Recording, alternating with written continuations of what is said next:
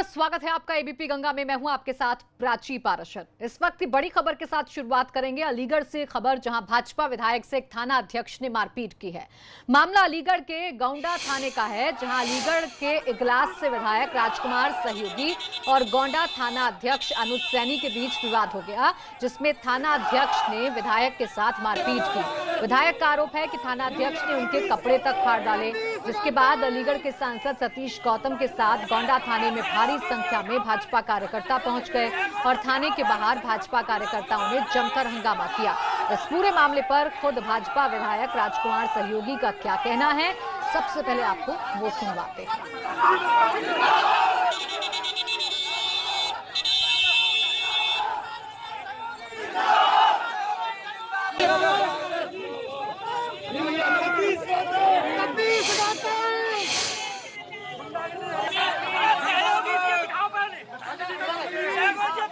हिंदू परिषद का कार्यकर्ता था रोहित वासने। उसके बाद सलीम ने और उसके परिवार ने उसके ऊपर घर पर चढ़ के चढ़ाई की, मारपीट की, उसके सिर फाड़ दिया, उसके भाई का सिर पैर हाथ पैर तोड़ दिए। उनके खिलाफ एफआईआर हुई। ऐसा ने पैसा लेकर के उसके खिलाफ एफआईआर कर दी उस कार्यकर्ता के खिलाफ। उस कार्यकर्ता को इतना मारा और उसके बाद ऐसा ने पैसा लेकर के उसके खिलाफ कार्रवाई कर दी। जब हम बात करने आए हम ऐसा ही करेंगे और ऐसा ही होगा। आज का क्या प्रकरण रहा सर? आज हम मिल बात करने आए तो हम पर तीन दरोगा हमारे पे मारने पड़े। मेरे ऊपर देखिए सारे कपड़े फाड़ दिए तीन दरोगाओं ने। जैसे देवेंद्र था, विवेक था और स्वयं ऐसे तीनों मेरे बच्चे पड़ के मारने के लिए। और इस बड़ी खबर की 4 तस्वीरें आप देखिए। विधायक के साथ मारपीट करने के बाद उन्होंने अपनी नाराजगी जाहिर की। फिर सांसद पहुंचे सतीश गौतम, उन्होंने भी अपनी कड़ी नाराजगी जाहिर की। भाजपा कार्यकर्ता इकट्ठा हो गए थाने के बाहर और जमकर नारेबाजी करने लगे। फाइनली जब तनाव बढ़ा तो एसपी ने मोर्चा संभाला, क्योंकि भारी संख्या में भाजपा कार्यकर्ता मौके पर पहुंच गए थे। नाराजगी दिखाई दे रही थी। विधायक राजकुमार सहयोगी से पुलिस वालों की मारपीट की खबर मिलते ही अलीगढ़ से भाजपा सांसद सतीश गौतम भी अपने समर्थकों के साथ थाने पर पहुंच गए और इस घटना को लेकर सख्त नाराजगी जताई। सतीश गौतम ने इस दौरान थाने पर मौजूद पुलिस अफसरों को बेहद तल्ख अंदाज में कहा कि जनप्रतिनिधि से इस तरह का व्यवहार किसी भी हालत में बर्दाश्त नहीं किया जाएगा। इस दौरान मामले को बिगड़ता देख मौके पर अलीगढ़ के एसपी समेत कई थानों की पुलिस भी पहुंच गई, क्योंकि विधायक से मारपीट की घटना की खबर के बाद बड़ी संख्या में विधायक और सांसद के समर्थक मौके पर डटे हुए हैं। भाजपा सांसद सतीश गौतम का कहना है कि विधायक राजकुमार सहयोगी के साथ पुलिस ने न सिर्फ बदसलूकी बल्कि जाति सूचक शब्दों का भी इस्तेमाल किया है।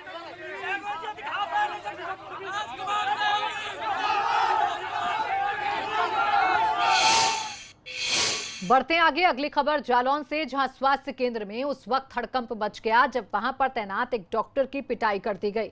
डॉक्टर की पिटाई करने वाला कोई और नहीं बल्कि उसी की पत्नी और उसके परिवार वाले थे, लेकिन स्वास्थ्य केंद्र पर ही मौजूद किसी शख्स ने इस घटना का वीडियो बनाकर उसे सोशल मीडिया पर वायरल कर दिया। वहीं स्वास्थ्य केंद्र में मारपीट की खबर मिलने के बाद मौके पर पहुंची पुलिस डॉक्टर और उसकी पत्नी को कोतवाली लेकर पहुंची, जहां दोनों ने एक दूसरे के खिलाफ शिकायत दर्ज करवाई है। फिलहाल पुलिस इस मामले की जांच में जुट गई है, लेकिन क्या हुआ था स्वास्थ्य केंद्र में वो आप तस्वीरों में देख सकते हैं। और इस बीच एक बड़ी खबर वाराणसी से मिल रही है। कोरोना पर अधिकारियों में खींचतान नजर आ रही है। सीएचसी पीएचसी प्रभारियों का एक साथ इस्तीफा। दोनों प्रभारियों ने सीएमओ को इस्तीफा सौंप दिया है। अधिकारियों पर प्रताड़ना का आरोप लगाया। पूरे मामले पर अधिकारियों ने अब चुप्पी साध ली है। बड़ी खबर, कोरोना पर अधिकारियों में खींचतान वाराणसी में देखने को मिल रही है।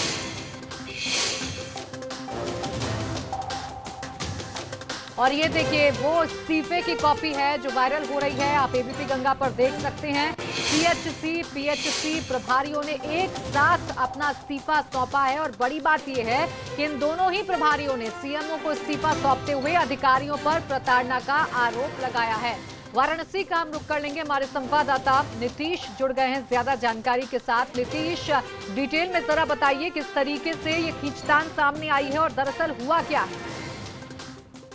प्राची, इसमें यह कहना गलत न होगा कि जनता की समस्याएं तो दूर नहीं हो रही हैं, लेकिन अधिकारी आपस में खींचतान की स्थिति में है बना रखी है।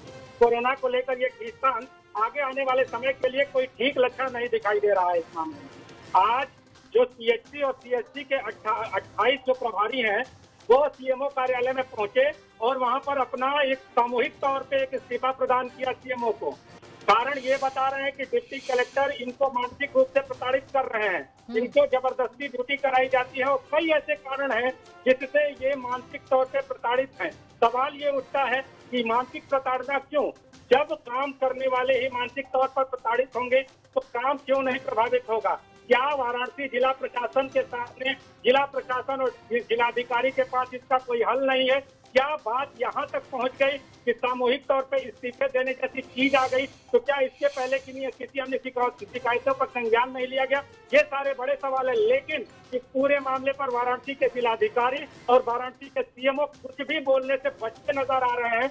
इसका उचित हल निकालना चाहिए ताकि कोरोना काल में आम जनता को बिल्कुल, जब आपस में खींचतान होगी तो आम जनता का क्या होगा और कोरोना से कैसे निजात मिलेगी, वाराणसी को ये बड़ा सवाल है। शुक्रिया नीतीश तमाम जानकारी के लिए।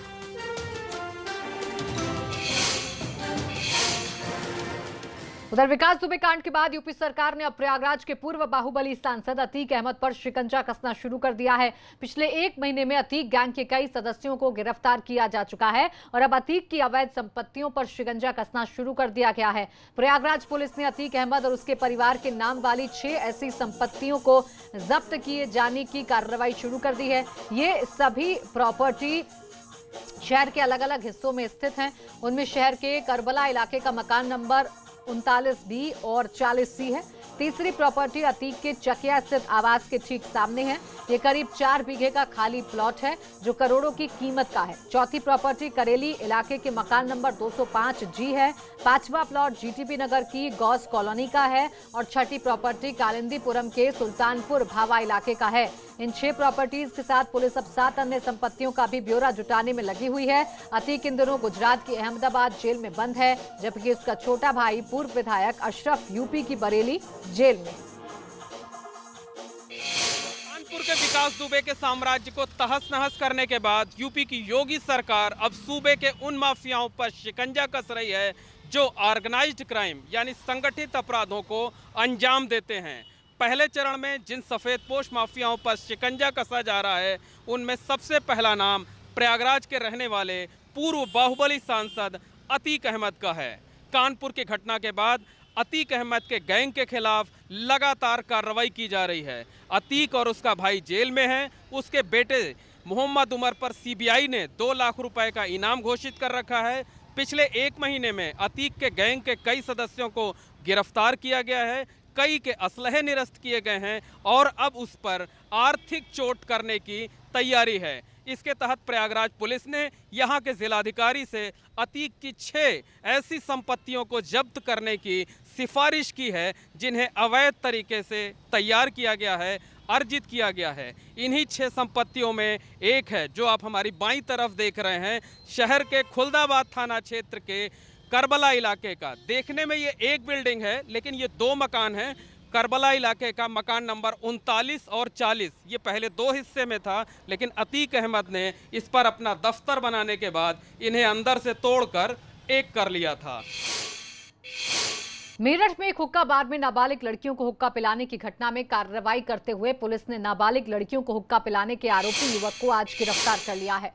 आपको बता दें कि कुछ दिन पहले मेरठ में एक हुक्का बार की एक तस्वीर वायरल हुई थी जिसमें एक युवक अपने साथ मौजूद 2 नाबालिग लड़कियों को हुक्का पिला रहा था, जिसके बाद से ही इस मामले की जांच में पुलिस आरोपी युवक की तलाश कर रही थी और आज उस युवक को गिरफ्तार करने में सफलता हासिल हुई है। सोशल मीडिया पर 3 नाबालिग बच्चों के हुक्का पीते हुए वीडियो वायरल हुआ जिसे मेरठ का बताया जा रहा था। फिलहाल इस वीडियो का जब मेरठ पुलिस ने संज्ञान लिया और जांच की तो पता चला ये मेरठ के डग आउट हुक्का बार का वीडियो है, जिसके बाद पुलिस हुक्का बार पहुंची तो वहां पर सोशल डिस्टेंसिंग की धज्जियां उड़ाई जा रही थी और साथ ही वहां पर जो लोग मौजूद थे वो मास्क भी नहीं लगाए थे। यही वजह है कि पुलिस ने हुक्का बार मालिक और मैनेजर को सोशल डिस्टेंसिंग और मास्क न लगाने के आरोप में गिरफ्तार कर लिया। फिलहाल उस आरोपी की तलाश थी जो वीडियो में 2 नाबालिग युवतियों को हुक्का पिलाते हुए नजर आ रहा था, जिसकी तलाश में सर्विलांस टीम के साथ साथ मेरठ पुलिस भी लगी हुई थी। लेकिन मेरठ पुलिस को देर रात एक बड़ी कामयाबी मिली, जिसमें हुक्का पिलाते हुए वो युवक भी पुलिस की गिरफ्त में आ गया। पुलिस ने जब इस युवक सोशल डिस्टेंसिंग और मास्क न लगाने के आरोप में गिरफ्तार कर लिया। फिलहाल उस आरोपी की तलाश थी जो वीडियो में 2 नाबालिग युवतियों को हुक्का पिलाते हुए नजर आ रहा था, जिसकी तलाश में सर्विलांस टीम के साथ साथ मेरठ पुलिस भी लगी हुई थी। लेकिन मेरठ पुलिस को देर रात एक बड़ी कामयाबी मिली, जिसमें हुक्का पिलाते हुए वो युवक भी पुलिस की गिरफ्त में आ गया। पुलिस ने जब इस युवक को गिरफ्तार किया तो उसके कब्जे से काफी तादाद में नशीला पदार्थ भी मिला है। और सहारनपुर में पुलिस ने नशे के कारोबार से जुड़े गिरोह के 8 सदस्यों को गिरफ्तार किया है, जिनके कब्जे से करीब 1,80,000 रुपए कीमत की 11,000 नशीली टैबलेट और इंजेक्शन बरामद किया गया है। गिरफ्तार आरोपियों पर कई कंपनियों की नशीली टैबलेट इंजेक्शन को बिना लाइसेंस के बेचने का आरोप है। हालांकि कार्रवाई के दौरान गिरोह का एक साथी मौके से फरार होने में कामयाब हो गया, जिसकी तलाश जारी है।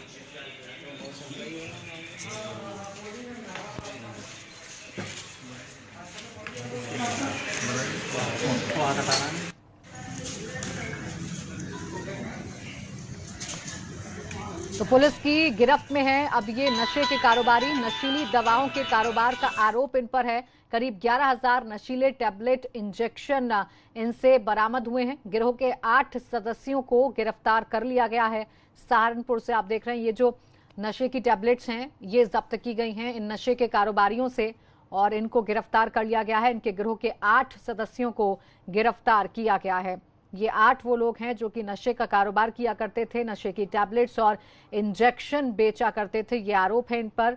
पुलिस इनकी तलाश कर रही थी और अब इन्हें पकड़ने में सफलता हासिल हो गई है। 1,80,000 रुपए की ये दवाएं बरामद हुई हैं। बीजेपी सांसद साक्षी महाराज को धमकी मिलने के बाद उनका एक बयान वायरल हो रहा है, जिसमें साक्षी महाराज यूपी सरकार और पुलिस पर गंभीर आरोप लगा रहे हैं। उनका कहना है कि धमकी मिलने से मैं बहुत भयभीत हो गया था, जिसके बाद से मैंने उन्नाव आना कम कर दिया है। साक्षी महाराज ने कहा कि आतंकी मोहम्मद गफ्फार की कुवैत से गिरफ्तारी के बाद मैंने सभी को पत्र लिखा, जिसका जवाब सिर्फ अमित शाह ने दिया। उन्होंने आगे कहा कि भाजपा एक परिवार है और प्रदेश में भाजपा की सरकार है, ऐसे में मेरी सुरक्षा की जिम्मेदारी भी यूपी सरकार की है। आपको बता दें कि बीते 10 अगस्त की शाम को साक्षी महाराज को पाकिस्तान के एक नंबर से बम से उड़ाने की धमकी मिली थी। साक्षी महाराज का ये वीडियो 2 दिन पुराना है, जो अब सोशल मीडिया पर वायरल हो रहा है।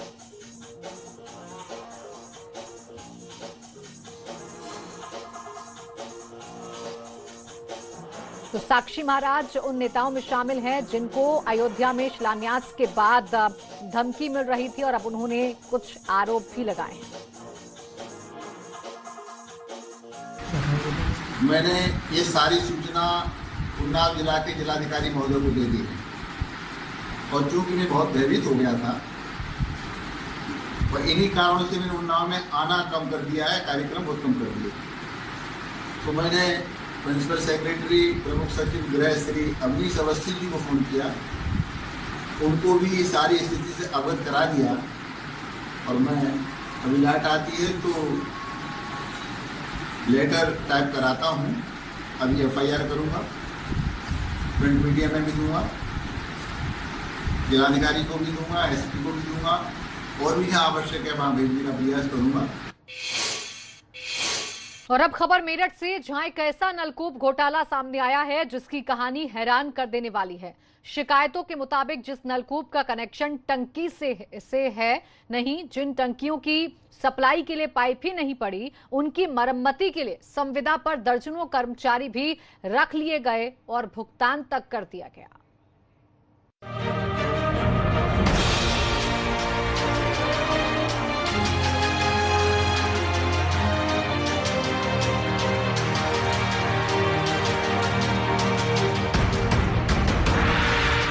गंगा अब मेरठ के बेद ब्यासपुरी के उस नलकूप पे पहुंचा है जिसके मेंटेनेंस के लिए और ऑपरेटर के लिए नगर निगम के जलकल विभाग ने पेमेंट की है। आप देख सकते हैं कि ये वही नलकूप है जिसके फंक्शन यानी चालू रहने की बात जलकल विभाग ने की है, लेकिन आप देख सकते हैं कि यहां पर जो बिजली का केबल है वो भी पड़ा हुआ है, यानी कनेक्शन तक नहीं है यहां पर बिजली का।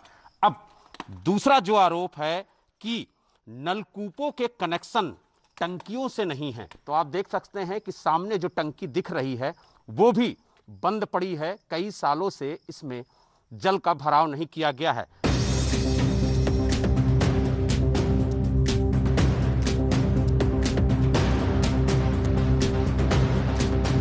एबीपी गंगा की टीम इस संबंध में बीजेपी के पूर्व पार्षद अजय गुप्ता के पास पहुंची, जिन्होंने इस घोटाले की शिकायत उच्च अधिकारियों से की थी। उनका आरोप था कि 29 जनवरी 2019 को 8 नलकूपों और 5 टंकियों को मेरठ विकास प्राधिकरण ने नगर निगम को सौंपा था। उनके मुताबिक जहां नलकूप सालों से बंद पड़े हैं, तो कोरोना काल में उनके लिए ऑपरेटर रखना और फिर उनका भुगतान भी करना है। ये बताता है कि नगर निगम में घोटाला किस हद तक हो रहा है। अधिकांश नलकूपों पर ना तो बिजली के कनेक्शन है और ना वो चलने की स्थिति में है और ना वहाँ पेयजल की लाइन बिछाई गई है। और वहाँ जो ओवरहेड टैंक भी हैं एमडीए के द्वारा बनाए गए, जो नगर निगम को ट्रांसफर हुए, वो जुड़े भी नहीं हैं ट्यूबवेलों से, जो उनको भर दिया जाए। चौंकाने वाली बात तो ये है कि पूरे मामले की जांच के लिए जो कमेटी पहले बनाई गई, उसमें उसी अधिकारी को रखा गया जिसकी देखरेख में बताया जाता है कि ये पूरा घोटाला हुआ था। इस प्रकरण पर जब हमारी टीम ने नगर निगम अधिकारी से बात की, तो उन्होंने भी जांच और दोषियों से वसूली की बात कही। जो शिकायत आई है उस शिकायत के संबंध में नगर आयुक्त महोदय द्वारा जांच के आदेश किए गए हैं, जिसमें जीएम जलकल और मुझे नामित किया है। सहायक अभियंता को भी कहा है कि वो साथ रहेंगे। उसमें अगर ये तथ्य रिपोर्ट के विपरीत पाए जाते हैं और जो कोई दोषी पाया जाता है तो उसके खिलाफ कड़ी कार्रवाई की जाएगी।